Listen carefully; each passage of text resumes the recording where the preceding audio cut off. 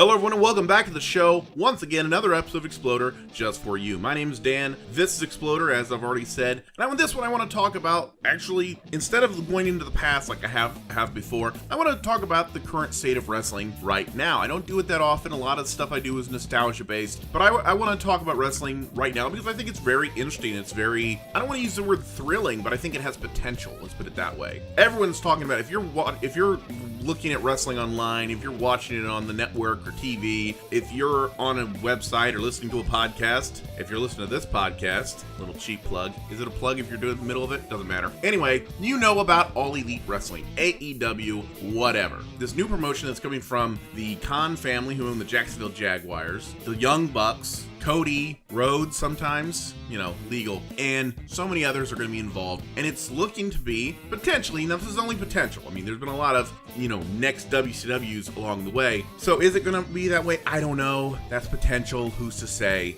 but right now it looks like they have a financial backing, it looks like they're at least building a roster, let's put it that way, and they're looking toward a new direction, they've got creative people behind it, so it has more potential than a lot of companies. It's the best potential for a second national company since TNA showed so much promise so many years ago, and then they really squandered it by hiring Vince Russo three times? I don't know, doesn't matter. And now whatever local redneck TV channel they're on, they're about to be on, they have a show on Twitch, but honestly, they're about to be on Twitch almost exclusively if they keep this up, because right there, they're on the Pursuit channel. I don't know what these channels are until Impact announces what channel they're going to. So maybe this time next year we'll find out a new channel. Who's to say? Slight rant to the side there. Leave that alone. Anyway, AEW has potential, and it has the most potential of any company, at least over the past decade. So let's talk about who is and who isn't. Right now, Kenny Omega's on the bubble. Kenny Omega is, he was up until recently. He was the IWGP champion.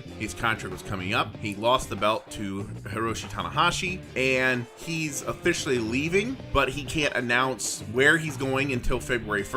So he's sort of in this bubble. Honestly, he'll probably end up in All Elite Wrestling. Everybody else is there. The Bucks are there, the Young Bucks. So they, because the roster needs some tag team who looks like the Rockers and super kicks everyone all the time.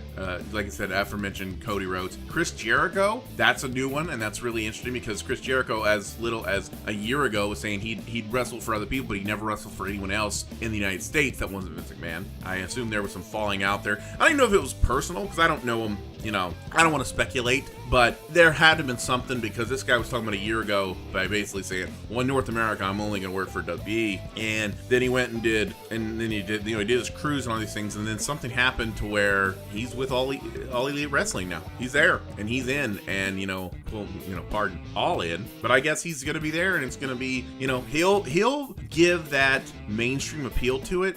He's not The Rock. He's not Steve Austin. He's not a Hulk Hogan. Please don't make that mistake. But he is enough of if you're a wrestling fan and you're interested in All Elite Wrestling, having Chris Jericho there is a little bit of it's that bridge between these guys you don't know and this guy you do know who can still work, and it'll bring that together. So I think Chris Jericho is a good get. Again, it's not a Steve Austin, but it's a good get for what it is. Of course, he'll be there at the Double or Nothing pay-per-view in Las Vegas on May 25th. That's going to be their next big pay-per-view for the company. I guess that'll be, part of AEW, but All In was the first one and this is the second one. And the first one was success, especially for being an independent promotion, really wasn't even promotion. All In wasn't even it was an indie show with a great budget and a great venue and a great group of fans and some really great talented people. I question why the six-man tag was the main event. Whatever it was Mysterio and all those guys. I don't quite get that. But, hey, I wasn't booking it. Not my problem. But, so Double or Nothing is their second pay-per-view. It's going to be in May, and Jericho's going to be there. They also signed guys like Maxwell Jacob Friedman. Don't know who the hell that is. Joey Janela, who I've heard stuff about, who's making waves for being a young guy and decently talented. Penelope Ford. Don't know who that is. Christopher Daniels, Scorpio Sky, and Frankie Kazarians. The SoCal Underground. Again, three talented guys you can't go wrong with. Britt Baker, again, and the people I don't understand, the people I don't know, trust me, I'm not dismissing them. I don't know who they are, but I'm not dismissing them. They could be very talented. I bet they are. If they're getting signed to something like this and they're trying to start a promotion promotion from scratch, and they're bringing in a bunch of young talent, I guarantee the people they're bringing in aren't scrubs. You know what I mean? So when I say I don't know who they are, I'm not saying it dismissively. I'm saying it as, well, yeah, I don't know who they are, but they could be really talented. I bet you they are. So I'm just really excited to see what some of these guys and girls can do. Britt Baker. And then one of them that was really good, and honestly, it's perfect. It's really a perfect fit, is Pac. Not Sean Waltman, but Pac. P-A-C. Used to be Adrian Neville, or just Neville, because WWE hates full names. Elias, Lashley, Andrade, Cesaro. Yeah, they hate names. They hate full names. They just got one name. And anyway, Neville, formerly Neville, Pac, he's back to Pac. That's what he was in the Indies for so many years. Actually, first time I ever saw him wrestle was on an FWA show back in like 2004, 2005. I mean, it was years ago. But very talented guy. Very, very talented guy.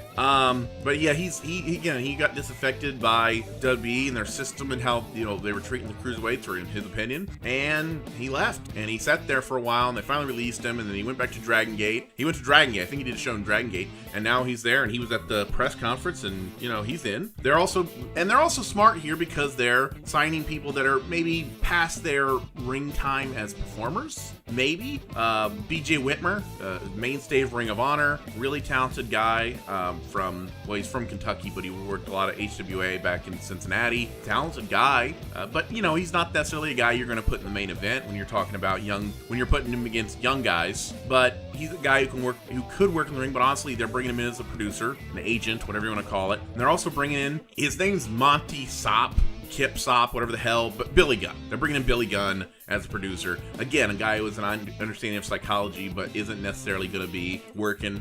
Could they bring him in and do a job match or a dark match? Yeah, because Billy Gunn, quite frankly, has an ability in the ring that I don't quite understand, because he can still go at his age. So that's a possibility. But really, he's being signed as a producer, just a guy to work with the young guys. And that's a smart move. Instead of starting from scratch and thinking you know everything, bringing in guys who have done it before and having them help the young guys. Have them help a Joey Janela. Have them help, these guys that are starting out that you don't really, like, not that they're not good, but they can be better.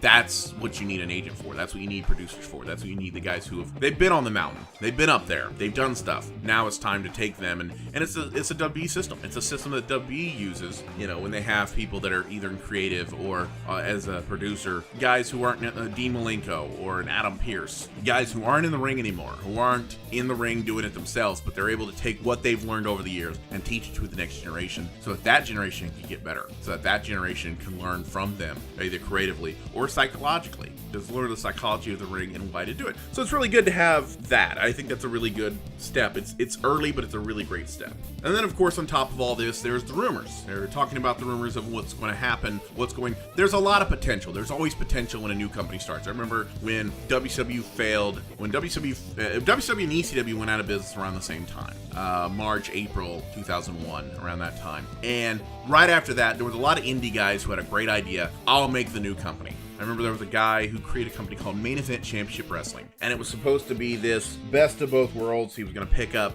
ECW guys and WCW guys that WWE had released, and there was a lot of WCW guys that never even made it to. There was a bunch they sent to developmental, what the developmental system was at the time, but there was also a few guys that just got a straight up pink slip. Their time was up. They sent a thing and fired them. And those guys, he was getting those guys that WWE didn't even send to developmental, and they were putting them up. And they were gonna create this fusion. And I remember Main Event Championship Wrestling had a lot of buzz behind it. I remember especially on the internet, there was a lot of buzz. Like, some random jackwagon starts a promotion in God knows where. Nobody cares. It's pick a promotion. There's a dime a dozen. I mean, anyone here, if you have even a remote concept of your local independent wrestling, can name a bunch of failed promotions that have come over the years. Someone will come in, they'll do a spot show, they'll usually lose money on the deal and never run another one again. Or they'll be the nostalgia tour, so they'll get a promoter to come in and they'll book Greg Valentine and Bruce Beefcake and Virgil. But they'll book these names, and they'll put all this money into it. And again, it'll be a Legends Fest type deal, but it'll be a 1-2 show thing. 1 show a year, 2 shows a year, and they'll make their money or whatever money they can be made, but it's not a promotion. But I remember Main Event Championship Wrestling was supposed to have this big hype behind it, and it really was, because they were gonna change everything. You know what happened to it? It didn't. It didn't go anywhere. It didn't happen. It didn't make anything. And then there was World Wrestling All-Stars. Same thing. They had the same thing. Well, we're going to tour in South America, not South America, Australia. What the hell am I thinking? In Australia, record everything, and then sell it to syndication in the United States. Okay. Then there was the Hulk Hogan XWF, which has been covered almost to death, and I cannot pretend to give the expert analysis, the in-depth analysis that other people can in this, but it didn't get off the ground. The same deal. They filmed it, and they were going to sell it to syndication, and it never came off as anything more than a cheap carbon copy of the AWF, of all these other promotions that have come along before it. You know, do you want to see one of the remaining head shrinkers versus the Bushwhackers? Okay. Greg Valentine, Jim Duggan, guys that, WCW, maybe worked at WCW, but WCW's gone. Marty Jannetty and all these guys that were sort of like, they were big in the early 90s, maybe the late 80s, but then by the time 2001, 2002 came along, they really weren't commodities anymore. They really weren't. The first one to do it right was TNA. TNA was the first one to come along and have a better production value. They sort of rode the NWA legacy, which really helped with some of the old school fans. They focused on action, total nonstop action. That was the idea. They were going to focus on in-ring. They brought the cruiserweights, the cruiserweights that WWE had really ignored for a long time, and they did the X Division, and guys like AJ Styles became a national name, even a regional name, but became more or less a national name through TNA Wrestling. He was there for how many years? Till 2014. I mean, that's what TNA did that was right. And of course, there was a lot of mistakes they made. And one day, I'm gonna do an episode on what they did wrong. And again, by no means am I an expert on this, but as a fan, I think as a fan, I have an opinion, and I can look at things and go, okay, that was stupid. Why'd they hire Vince Russo again?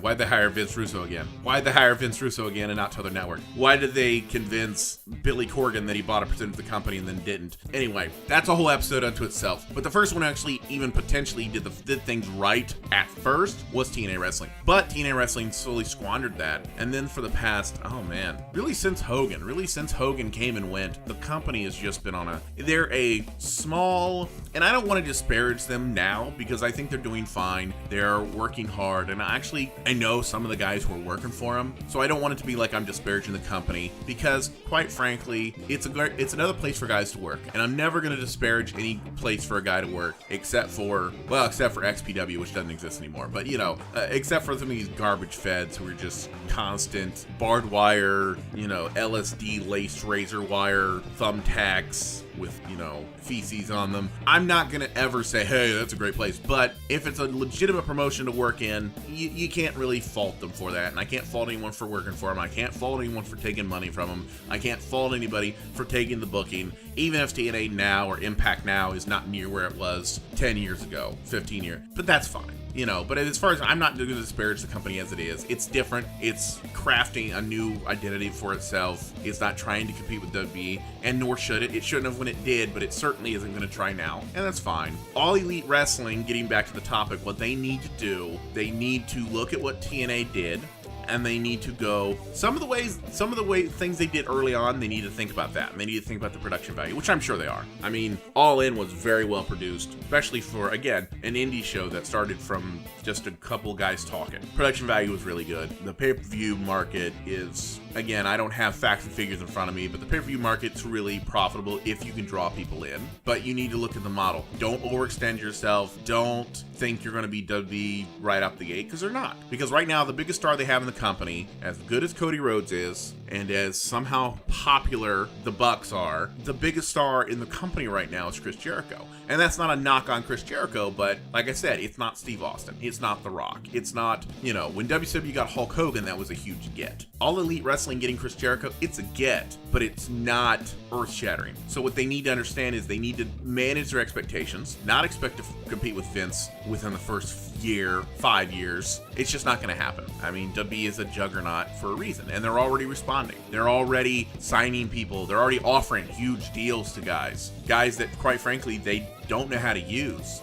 And I think that just as an opinion, I think that some of the guys they've offered money to, they won't know how to use. They threw, from what I've heard, again, this is only internet, I'm not some insider, but I've heard they threw a big money offer to Kenny Omega. Quite frankly, I don't think they'd know how to use Kenny Omega. I think they'd sign him. I think they'd bring him in. He'd have some great matches with AJ Styles. He'd have some great matches with Daniel Bryan. But after you run through the 2 or 3 guys that would really work with his style really well and have really good matches, they would run him against guys like Brock Lesnar or Braun Strowman. And I don't like Brock Lesnar, but Braun Strowman, you know, and I've said that, he's just Suplex City. It's just lazy because it's just constant. And he can only have good matches against guys who are carrying his ass. But Braun Strowman, while I like Braun Strowman, again, outside of a couple spots, it's a power match. He's a big guy who throws you around, and you have these spots, and you have these things that he can do. It's amazing. But Kenny Omega, could he have a good match with him? Maybe. But you know, after the first few guys, then you're stuck with, okay, we have a guy who's a really good wrestler against guys who are really good entertainers. And I don't know if they'd know how to use Kenny Omega. But they're making these offers. They made offers to the Bucks. They made offers, and again, they'll get their guys. I mean, they got Adam Cole.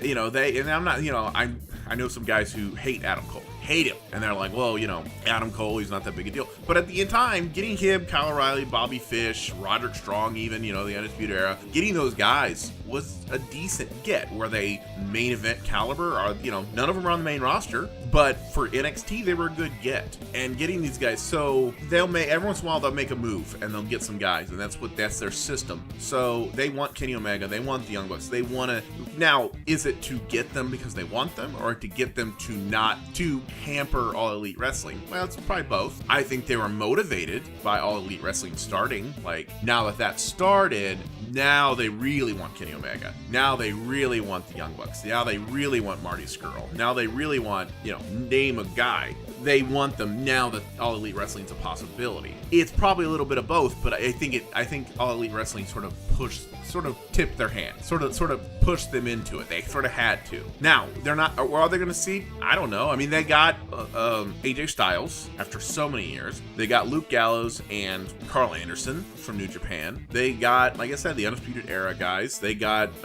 Andrade Cien Almas when he was La Sombra, when he was still one of the hottest guys on the indies and in Mexico. They got guys, I mean, back before he became a flying dumpster fire that couldn't make his entrance without breaking a hip.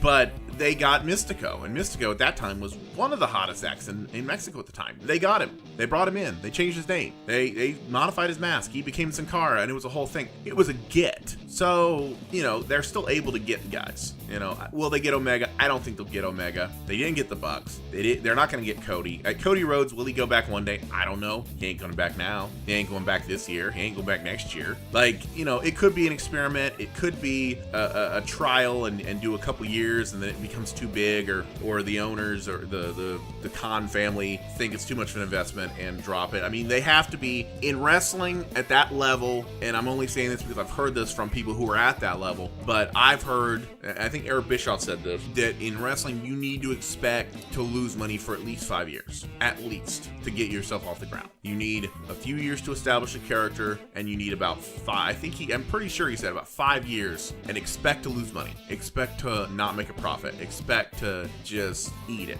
because you're building a brand and you're building awareness, and it's not going to be profitable right away. Now, if they're willing to, if that's the adage I think it is, if that's what I remember it as, and the Khan family, the owners of this company, are willing to invest in this and willing to eat that for those 5 years and to potentially be something big, awesome, great. If it becomes a 2 or 3 year experiment and they don't like what they're losing and they lose the money, and after it gets to a certain level and they pull their money out, All Elite Wrestling could be, you know, a long-term XWF. You know, oh, it lasts 3 years and then disappear.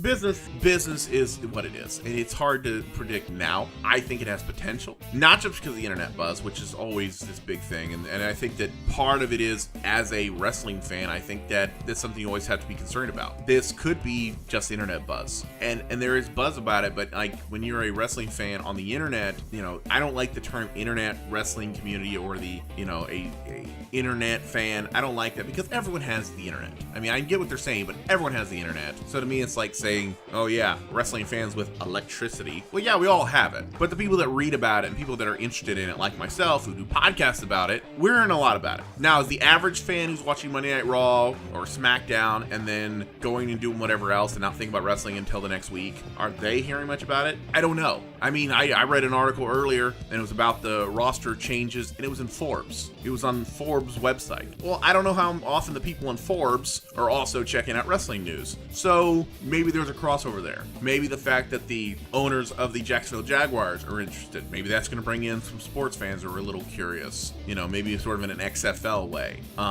Which the XFL's coming, by the way. So I know you're excited. And maybe, you know, maybe that crossover. So maybe it'll interest some people. But that's what I'm saying. So there's always that. You got to be a little skeptical because it is coming from the internet. It's coming from the internet of wrestling fans. So is it going to succeed? I don't know. I mean, that's a tough one. Is it going to succeed? That's a tough call to make. It has potential, and hopefully this buzz gets bigger, and hopefully that the buzz gets bigger and it becomes more mainstream, and so that when it starts, there's more people coming in to watch it initially, because that'll certainly help them straight up. And again, like I said before, it'll be another place for guys to work, and you can't fault that. I mean, especially on a national level. It's one thing to say, okay, we're in a small town and you have 4 promotions running and 3 of them are garbage. That's different. But if you're talking on a national level, you really can't have oversaturation in that regard, especially now. Wrestling is it's sort of in that middle. It's not the Attitude Era by any metric. It's not as big as it was. The companies are still making money. I mean, WWE's ratings are tanking,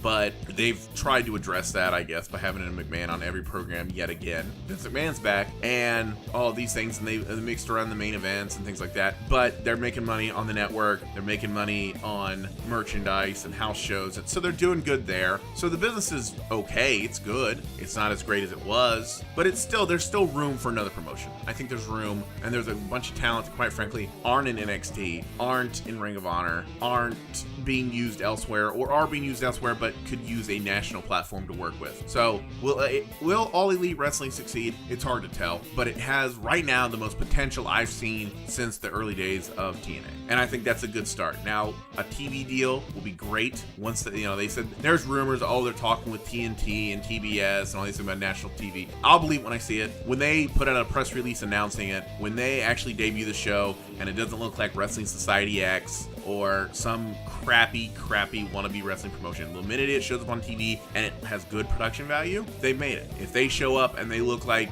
TNA version 2 with worse production value, they're screwed. So, and I'm not saying this pessimistically. I'm saying this, I hope it does work out. I hope it does succeed. I hope they do the job they're trying to do. I hope they succeed. I hope they don't try to compete with the WWE immediately. They can compete with talent, bringing in, I got Jericho, you got AJ Styles, whatever, but I wouldn't try to compete directly, because that is the easiest way to get crushed. And even with WWE's ratings not doing great, coming in with, we're doing a solid 2 or 3, and someone coming in saying we have established almost nothing and we're on this network over here, you get a 1. Count your lucky star. So build your own product, and then compete with Vince in due time, but really worry about your own product for at least the first few years and just work on that. So that's my take on it. Again, this is all my opinion. I may be full of crap. If you think I'm wrong, if you think I don't know what the heck I'm talking about, I'm blowing smoke, this, that, or the other, send me a comment.